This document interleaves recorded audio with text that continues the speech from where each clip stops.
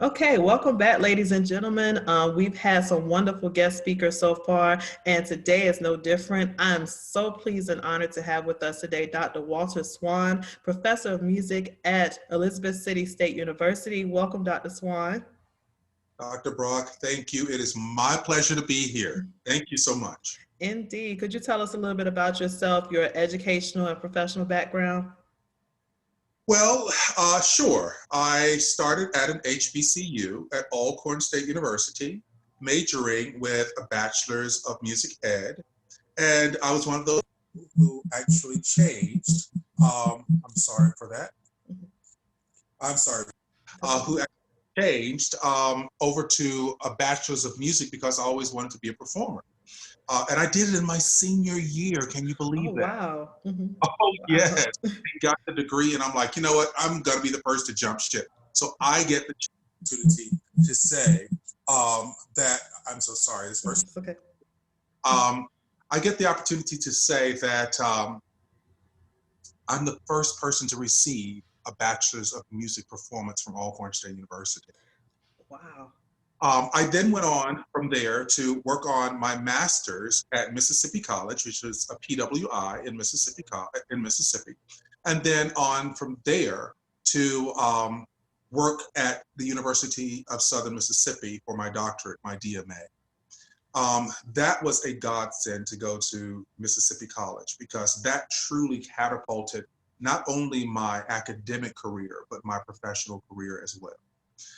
And it was simply a statement for Miss Leontine Price herself, the icon of classical music, sopranos who's still living today, from Mississippi. She said, "You look and sing like a prince." I walked out of that building, off that stage, and had colleges galore trying to get me to come to them for my doctoral. And that is, the rest of it is history. I even became a member of the Moses Hogan Singers as a result of Oh, that. wow. Yeah. Yes. Moses himself called me. Mhm. And I recall the phone ringing, and he said, "This is Moses." And I said, "Yeah, right." I mean, yeah, right. And then he's like, "No, Moses." And he invited me to come down and to work on my first project with him. And I was so excited. So that's my educational background. I went on to work immediately after I graduated on December 13th, 2002, Friday, December 13th, with a fever of 103. I Oh, was not wow. singing. Mhm. I was called that Monday from the president of Hines Community College, and they said, "We've been watching you for a while, and we would like to offer you a position." I didn't even have time to apply for any jobs, and they were already waiting for me. So that goes to show, to those of you who are listening, do the best that you can because someone's always watching. Indeed. Indeed. That is amazing and impressive. And Mississippi College, is that the one also off of Highway 82 going the other way towards Alabama? That's off of Highway 80, old Highway 80. Okay. Yeah, it's actually right on the west side of Jackson, Mississippi. Okay, indeed. Well, very impressive educational and professional background. And it's just so amazing to know that, you met or studied with Leontine Price and that you also, I never knew you were part of the Moses Hogan singers, but that makes a lot of sense. I mean, because just hearing you sing, when we worked together at Elizabeth City State University and just hearing, some of the productions you've been a part of, it's like velvet almost, whenever you sing. So definitely, I really that's really interesting to know, and I learned something there. Um, think back to either when you were a student or professionally performing. I know you've done some performances.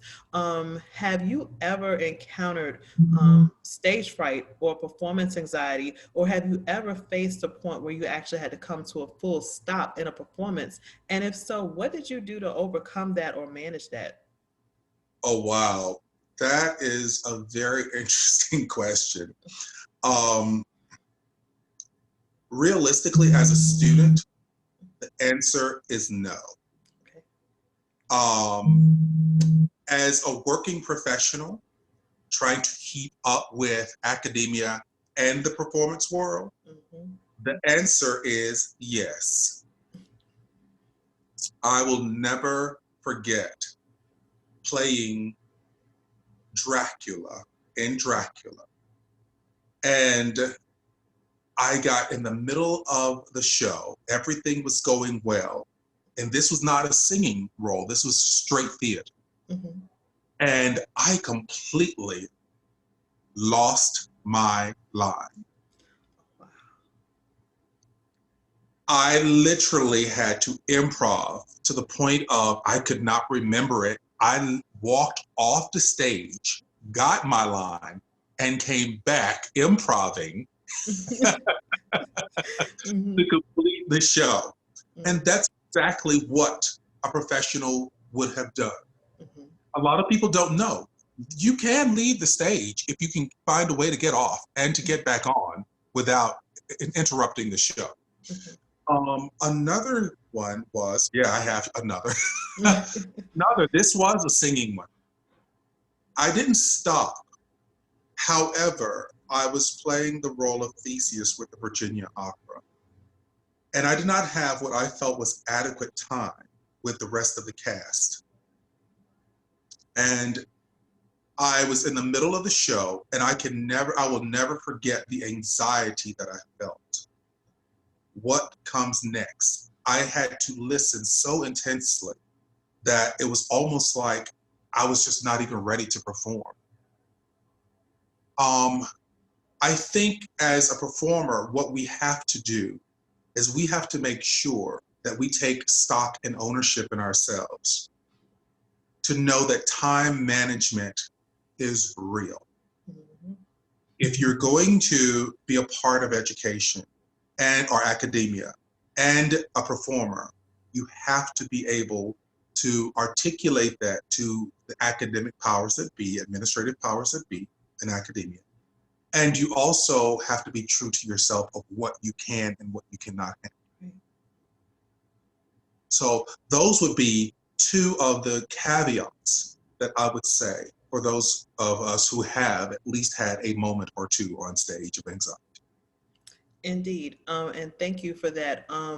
I think, that's very important, just to improv and to keep going. But you mentioned something very important. A lot of the times when we have conversations, if we have conversations with our students about performance anxiety and stress, we're always talking to it from the angle of how the student themselves needs to be prepared and practice and have good time management. But we don't often have the conversation of what happens when external factors cause your anxiety, like not being able to practice with a full cast, not having a full rehearsal with every section, or not having adequate rehearsal with your accompanist prior to the performance. And what happens if you're not the one with stage fright, but your accompanist is the one with stage fright and Honey, stops? Mm-hmm. stop right there. Mm-hmm.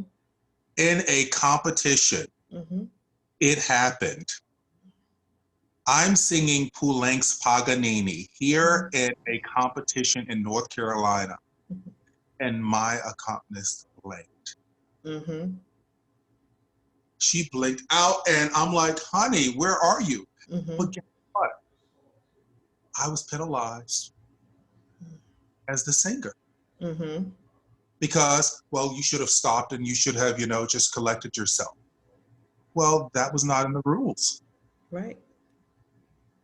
And Right. so, for those of you who are listening, please know the rules before you go into competition or before you go into any platform. Indeed. Because Indeed. because it is a chamber situation. Mm. As opposed to, we think, oh, we're the singer, we're the soloist. No, it's still a chamber type work. So if your pianist kind of loses his or her way, then just kind of politely stop and start over. It's okay. It's real life Indeed. performance. Indeed. I had a similar experience on my undergraduate senior recital. My finale piece, the recital went well. I had gotten through it. I was nervous, but I got through it, got to the last piece, was doing well, had performed it better than I had in rehearsals, and my accompanist blanked out for about 8 or more measures. And so that entire section was played without accompaniment. And this is a section that I struggled with the entire time working this piece up. And that one time my accompanist blanked is the one time I played it flawlessly. Oh So my. um, she came back in just in time to end the piece. She came back in on the very last measure. So, Oh, but it, in strong, right? it Strong, in stuck with me, strong. yes. But like I told someone the other day, I wanted to die inside. That's Yeah. how anxious, that experience made me. I just wanted to say, oh my God, you have just ruined my grade. I'm not going to graduate because of you. It was terrible. And I Ooh. think it was worse because she wasn't the staff accompanist. She played for one of the symphonies in Virginia, and I had to pay her a substantial amount of money. So if I'm paying you this money, in my mind, you're not supposed to make a mistake, especially when I paid you over a car payment, to accompany me for this recital, and you made a mistake. I want my money back. But nevertheless, we made it through. But I really appreciate just the tips, just sometimes professors, we have to have those conversations with our students to account for everything. I know some of my guests have talked about practicing the mistake, and being able to practice with that level of anxiety so that you feel better when it comes time to perform, because a lot of the times your anxiety and stress is caused by an elevated heart rate or caused by not practicing the what ifs and how to recover. We often practice, for perfection, and we don't always practice the recovery. So when we make a mistake, it's almost like the end of the world. Indeed. That's true. You mentioned some of your performances. Could you just share with us? I know there are many. Your resume is outstanding, but could you share with us some of, I guess, your most memorable performances and roles that you had? Oh, wow. Most memorable. Oh my gosh. Let's go through this. Um, Street scenes with Virginia Opera. I thoroughly, even though I was only a townsperson in this, I loved the opera so much. And I did have a speaking role. And it was at a pivotal moment because everything goes quiet after all of this chaos. And I have to run around the corner and tell them to, get to the hospital, and all of this other stuff, right? And tell Johnny this. I thoroughly loved that particular role, even though it was a small one-line role. The intricacies that fell within that space was so rewarding to me. Um, Another role that comes to mind was I go back to Dracula because I've always been a spiritual being. And, a lot of people see Dracula as this really bad person because of the dead. And when I prepare for a role, I really think about the spiritual as well as the carnal aspect of what's going on and how to balance good and evil in such a world. And as a result of that, I learned so much from that. Um, Otello, Otello, Iago. Iago was an amazing role for me. It not only challenged me, again, as you were saying, to overcome any potential mistakes and to prepare for those mistakes, but it challenged my voice to move beyond what was normal for me or what was comfortable. And I think we have to learn to practice beyond our comfort levels, you know?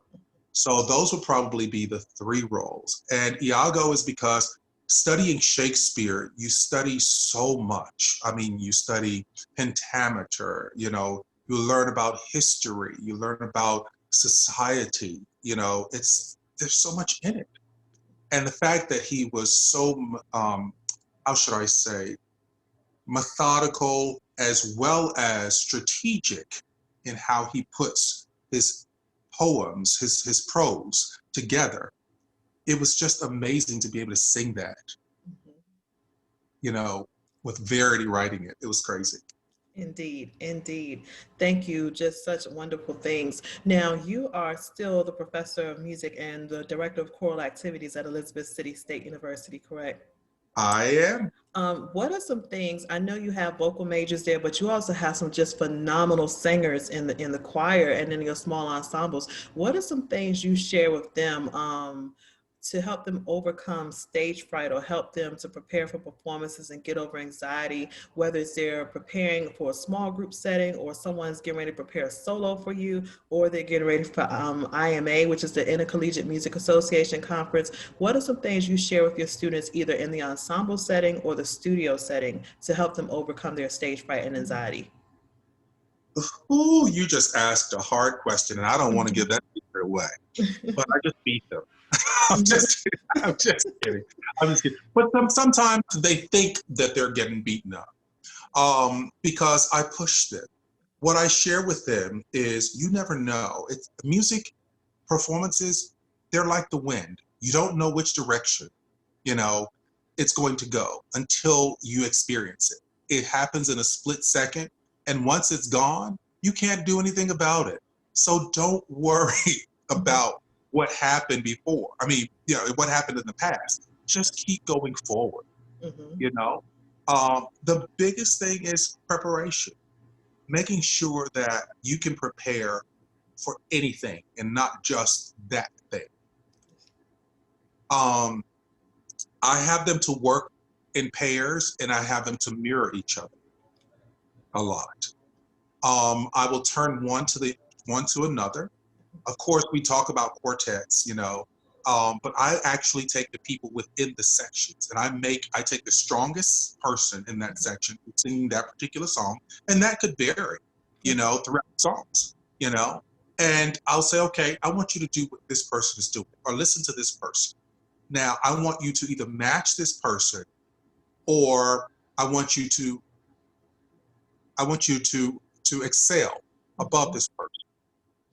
And what happens is it creates a healthy camaraderie amongst the group. And also it creates a moment of holding each other accountable. So I always tell people, you are as strong as your strongest links because weak links always break. Mhm. So I don't use that we are as strong as our weakest link. No, no, no, Right. no. Okay. And I know that that's a little different, but I also give them the the analogy of the pencil and why we have the pencil and rehearsals. You know, we think we can remember everything. Mhm. And I'm like, no, your music needs to be completely an art piece of artwork Right. when we finish Mhm. with the circles, the scribbles, or whatever you need to do to remember what I'm telling you. And so I make them write. I literally will make them write their lyrics. We will clap the rhythms. You know, we will la la la. I will make them sing another part, you know, so that if anybody drops out and you have to jump in, you Right. jump in. Indeed. Indeed. I like Yes, that. there's a lot that goes on in rehearsals. Indeed, but that's awesome. Good sound advice and good solid tips that anyone can use. And so I'm hoping that, listeners out there, that you're taking heed to the things that are being said today, and that you're using them to kind of help overcome your anxiety and stage fright, or to help someone else in your studios or in your ensembles. Dr. Swan, before we, May I add something there? Mhm. I talk to you from the perspective of an ensemble director. Yes. As far as a vocal coach, the most valuable things I give my students, or the most valuable thing I give my students, is the mirror. Okay. And I ask the question when they come in, a couple of questions. Number one, state your name. I'll say that. I'll state their name. And they have to sit there or stand there and look at themselves. Mhm. Okay? I say to them, do you love yourself? Usually by the time I get to that, there are like four questions, let's put it that way, that I will ask. State your name. Do you love to sing? I want the world to hear it. And I love myself. Mhm. By the time we get to I love myself, I've had over 60 to 70% of my students literally break down and cry.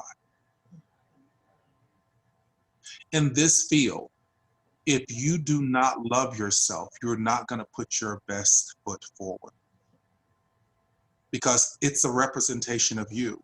Mhm. And so I give that to my voice students.